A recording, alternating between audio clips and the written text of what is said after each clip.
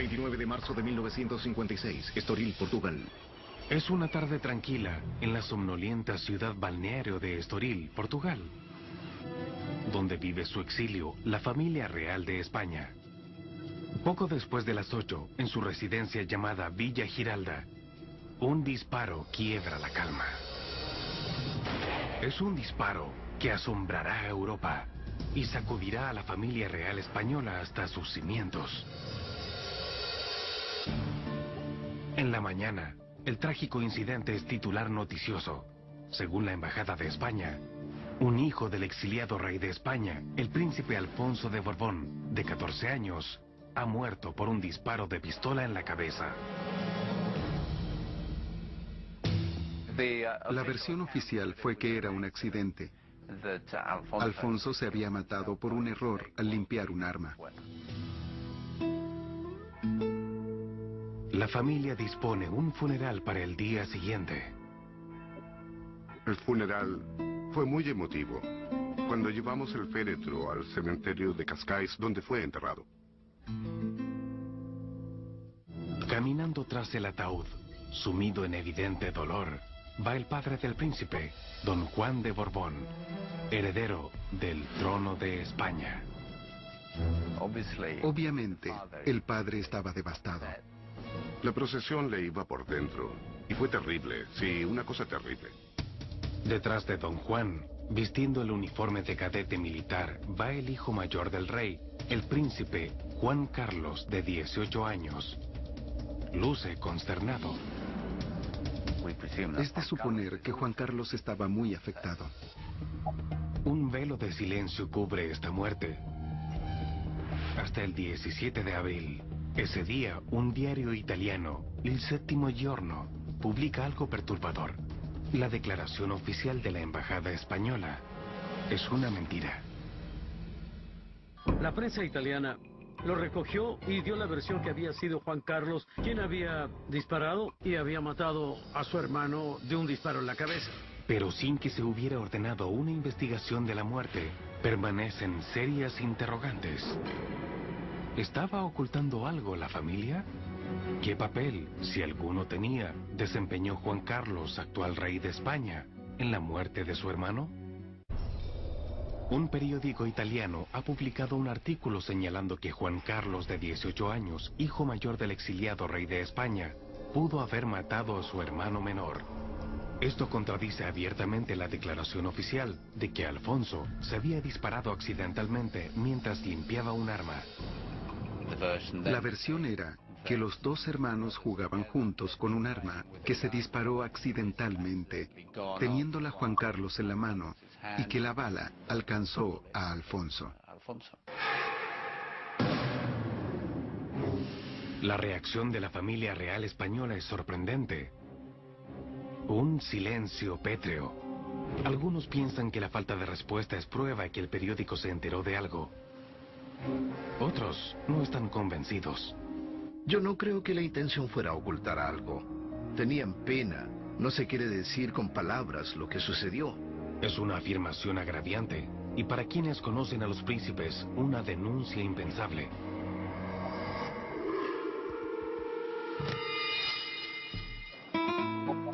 Como niños, creciendo en Portugal, en los años 40, los príncipes Juan Carlos y Alfonso parecen muy unidos. La relación entre Juan Carlos y Alfonsito era muy buena. Don Alfonso admiraba muchísimo a su hermano. Y Juan Carlos siempre fue muy paciente con su hermano, lo adoraba. Pero sus padres, don Juan y doña María, trataban a los niños en forma distinta. Como el hijo mayor y heredero del trono, Juan Carlos era sometido a una estricta disciplina. Don Juan como padre era muy exigente. Se esforzó por educar a su hijo con la severidad que correspondía al que era el heredero de la corona española. Con solo 8 años de edad, Juan Carlos es enviado por sus padres a un internado. En contraste, Alfonso, llamado Alfonsito, permanece en casa en Portugal, donde consolida un vínculo cercano y afectuoso con su padre. Era muy talentoso, con fantástico sentido del humor y muy travieso. Era el preferido, el niño bonito de la familia. Eso, bueno, quizás influyó en el carácter de Juan Carlos, de que se veía un poco despreciado por sus propios padres en relación al amor que recibía su hermano. Pero había algo más tensionando la relación entre ambos príncipes. Un conflicto de poder por la corona española. Pocas familias reales ostentan una historia más compleja que la Casa de Borbón, intermitente regente de España desde el año 1700. Es una familia de origen francés que llegó a España. En general fueron gobernantes mediocres. En 1931, el abuelo de Juan Carlos, el rey Alfonso XIII, huye de España cuando las elecciones dan el poder a constitucionalistas antimonárquicos. Alfonso insiste en que regresará al trono, que sigue considerando suyo. Pero 10 años después, el monarca desterrado muere. El sueño de retornar a su reino recae en su hijo, Don Juan, y sus nietos, Juan Carlos y el fatalizado Alfonsito. Hacia los años 40, Don Juan, heredero del trono español, desposa a María de las Mercedes, y juntos llevan la vida excéntrica pero lujosa de un exiliado futuro monarca en Villa Giralda, de Estoril, Portugal. Villa Giralda era una casa muy grande. Las habitaciones se llenan con las voces infantiles. 2 hijas, Pilar y Margarita, y 2 hijos, Juan Carlos y Alfonso. La vida de la familia en Villa Giralda es feliz, pero Don Juan resiente mucho su destierro. Contaban con el apoyo de una serie de familias nobles españolas. Don Juan se sentía mal por eso. Le parecía algo humillante. Don Juan ansía regresar a España y su trono, una meta que transmite a Juan Carlos y al amado Alfonsito, ambos peones en el juego de poder por un trono que parece inexistente. En 1936, 5 años después que el abuelo de Juan Carlos marchara al destierro, el general Francisco Franco asume el control de España. Decía que era monárquico, no era tal cosa. Franco era franquista. Franco era un militar. Quería las cosas bien ordenadas. Él no pensaba experimentar con ideas democráticas extrañas. Franco asume el rol de dictador absoluto en 1939 y dice a la nación que regirá hasta que se estabilice el país y entonces retornará el rey al trono. Pero Don Juan quiere recuperar el poder tan pronto sea posible. Quería que Franco lo nombrara a él rey, eso quería. Y bueno, y que Franco se retirara. Pero Franco no estaba para esa labor. Don Juan es como ese equipo de fútbol que pierde por 12 goles y cree que va a ganar. Para que Don Juan tenga éxito en regresar al trono, se requerirá un cambio de actitud importante. En 1948, ve una oportunidad. 25 de agosto de 1948, Golfo de Vizcaya, costa española. Franco y Don Juan se reúnen en el yate del general, el Azor. El tema, el príncipe de 10 años, Juan Carlos. Ahí llegaron al acuerdo de que el joven viniera a estudiar a España. Franco le dice que si no viene a España, elegiría otra vía monárquica. Franco no tiene un hijo varón, pero Juan Carlos puede sustituirlo. Es un acuerdo simple. Franco se encargará de la formación del niño y a cambio promete que un día reinstalará la casa Borbón en el trono. Don Juan no tiene más alternativa que entregar su hijo a Franco. Era el único camino que veía. ¿Podría tenerse esto como el inicio de una situación que, en cierto modo, conduciría 8 años después a la muerte del joven Alfonso? En la mansión de Villa Giralda de Estoril, Portugal, yace muerto Alfonso de Borbón, de 14 años, a causa de un balazo en la cabeza. El único testigo del hecho es su hermano mayor, Juan Carlos, de 18 años. ¿Podría relacionarse el motivo de la violenta y misteriosa muerte de Alfonso con la vinculación de Juan Carlos con el llamado caudillo de España, Francisco Franco? Noviembre de 1948, España. 8 años antes de la muerte de Alfonso, Don Juan ha enviado a su hijo mayor Juan Carlos a un país que éste no conoce. España. El joven príncipe viaja al antiguo palacio de su familia en Madrid. El Pardo, ahora ocupado por su nuevo benefactor, el general Franco. Es el comienzo de una trascendental vinculación entre el caudillo y el príncipe Borbón. El gobernante actúa como una especie de padrino preocupado de su pupilo. Franco está interesado en que la educación del príncipe se desarrolle en la forma que él quiere que transcurra. Franco, pues, lo vio como un niño, como un chico, como un joven, quien un poco ahí solo tenía su servicio de información y le decían que era un chico deprimido, que estaba triste, que la familia no le hacía mucho caso. Un poco como si lo hubiera adoptado, ¿no? Con el tiempo, Franco decide restaurar la monarquía. Pero en lugar de poner en el trono a Don Juan, decide coronar a su joven protegido, Juan Carlos, cuando esté listo. Juan Carlos estaba siendo preparado y entrenado para suceder a Franco como jefe de Estado. Durante 8 años, Juan Carlos recibió educación en escuelas militares elegidas por el caudillo. Marzo de 1956, Estoril, Portugal. En 1956, Juan Carlos, siendo cadete en la Escuela Militar de Zaragoza, viaja a Estoril en una de sus escasas visitas para celebrar Pascuas con su familia.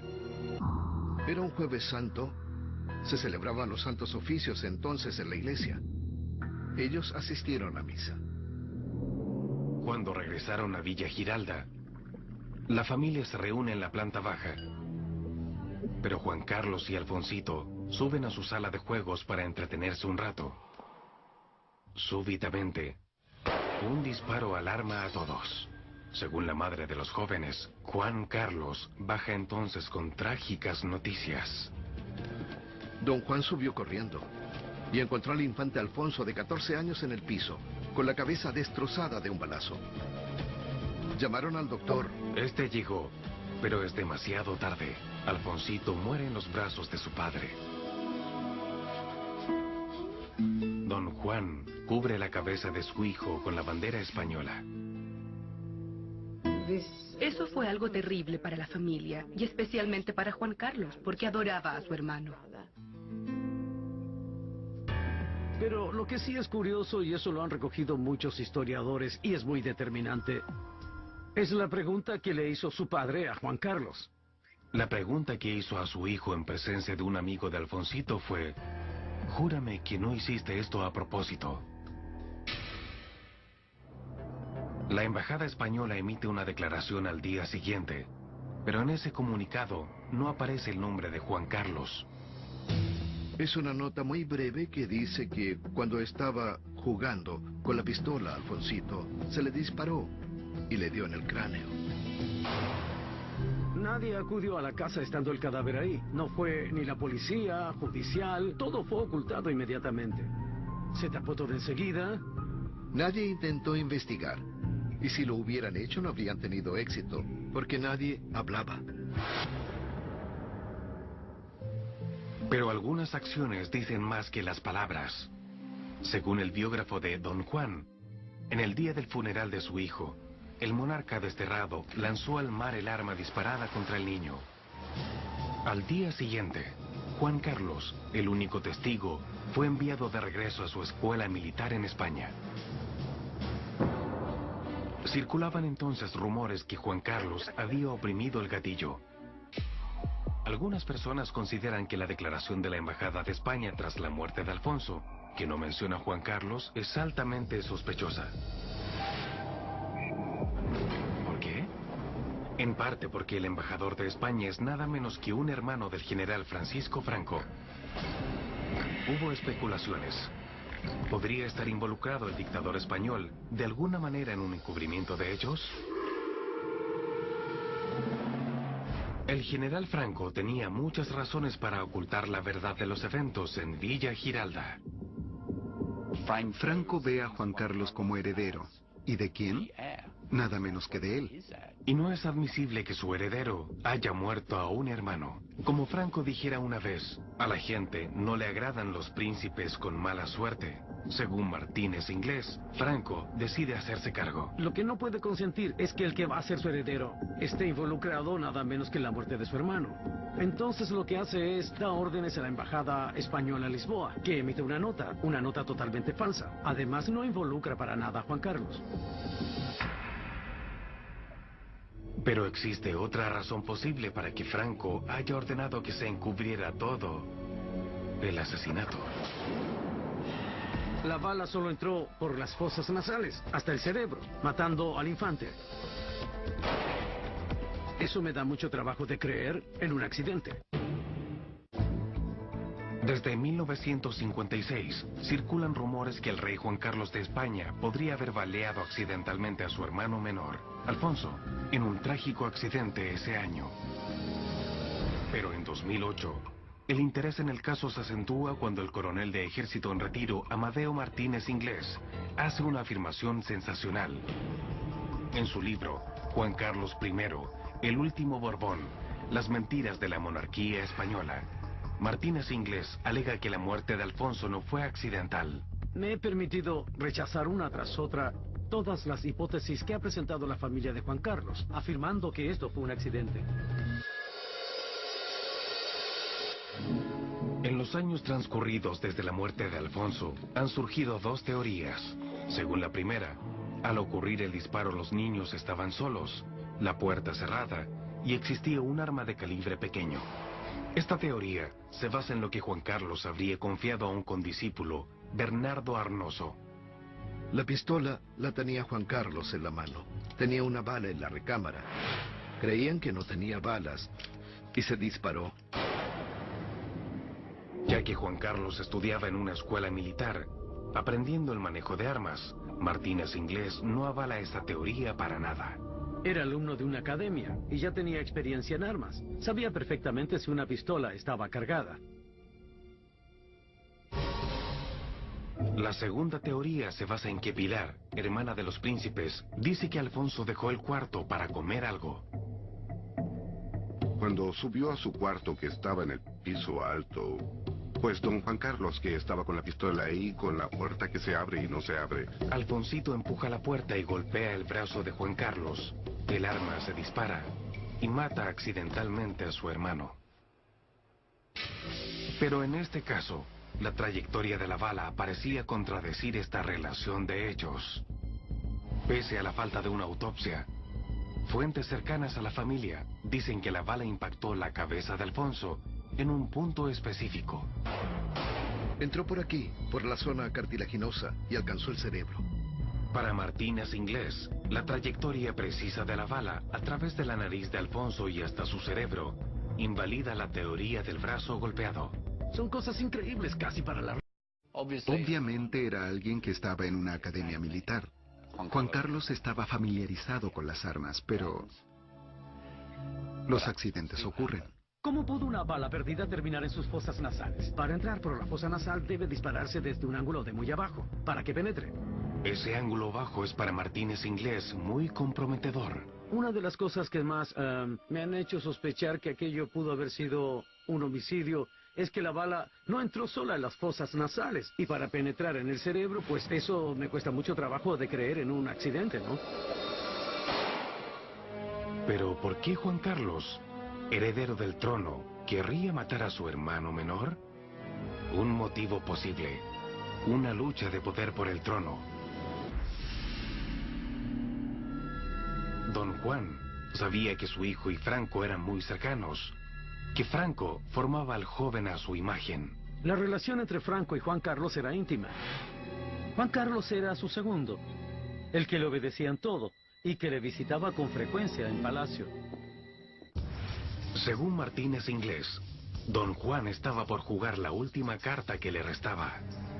Temía que Franco fuera a entregar la corona a Juan Carlos y no a él. Deseaba que eligiera a su hijo menor, Alfonsito, y no a Juan Carlos como monarca sucesor.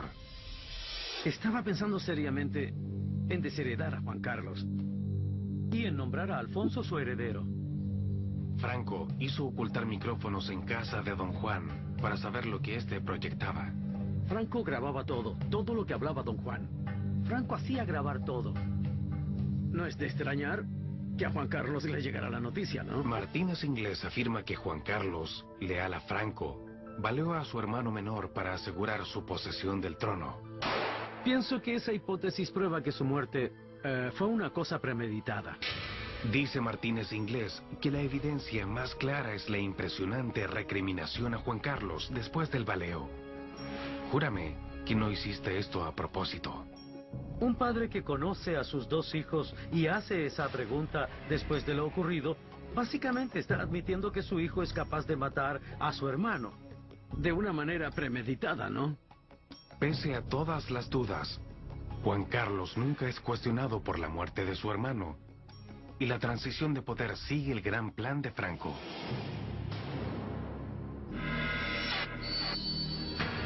...1969, Madrid, España.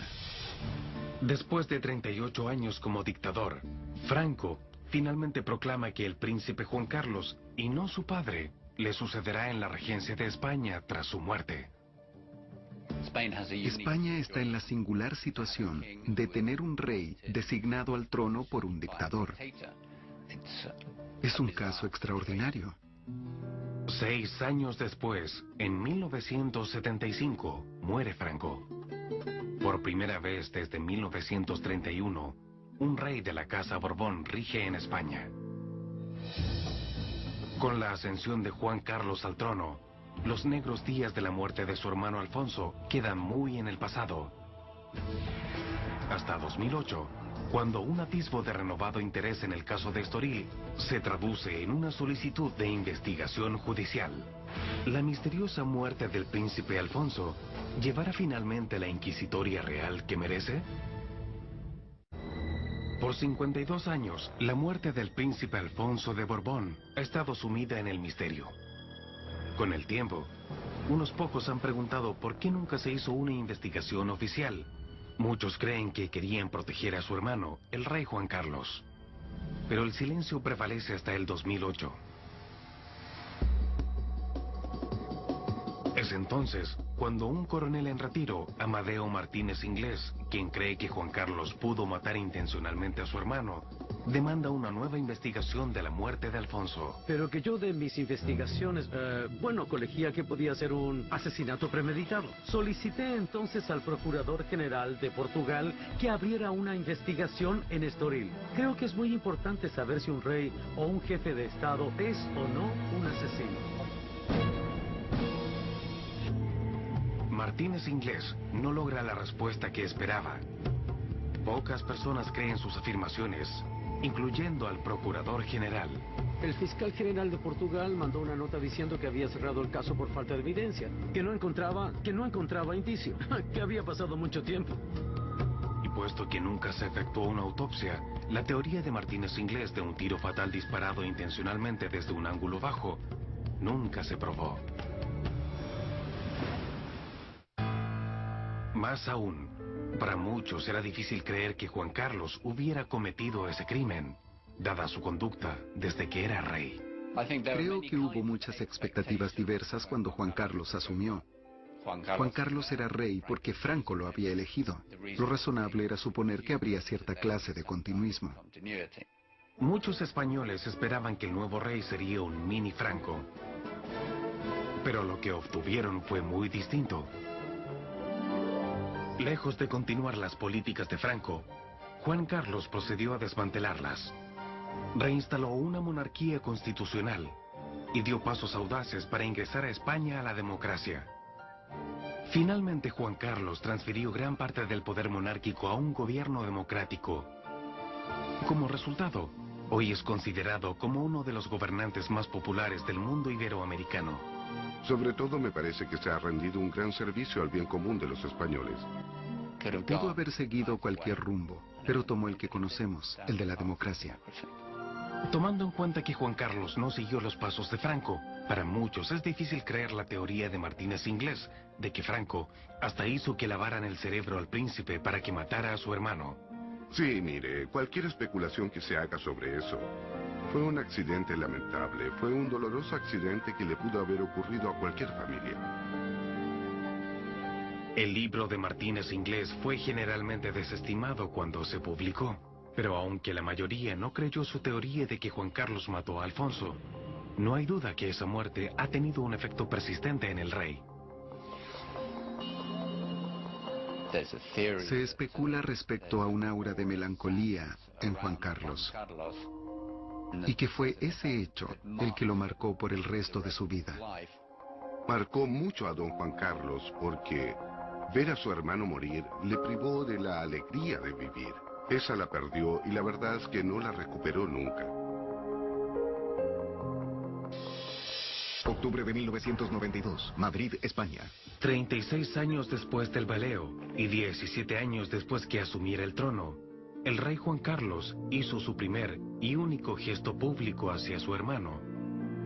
Don Juan se sintió enfermo de muerte y deseaba que su hijo regresara a España y fuera sepultado en el Panteón Real. Juan Carlos dijo sí y trajo a don Alfonso al país. La ceremonia familiar en la cripta real de El Escorial, cerca de Madrid, fue privada. Don Juan de Borbón falleció 5 meses después. Con su muerte, se fue su conocimiento de lo que ocurrió ese día y lo que pudo haber tratado de silenciar. Es improbable que alguna vez sepamos qué rol, si lo hubo, cumplió Juan Carlos en el hecho que costó la vida a su hermano de 14 años. Nunca ha comentado esa muerte en público.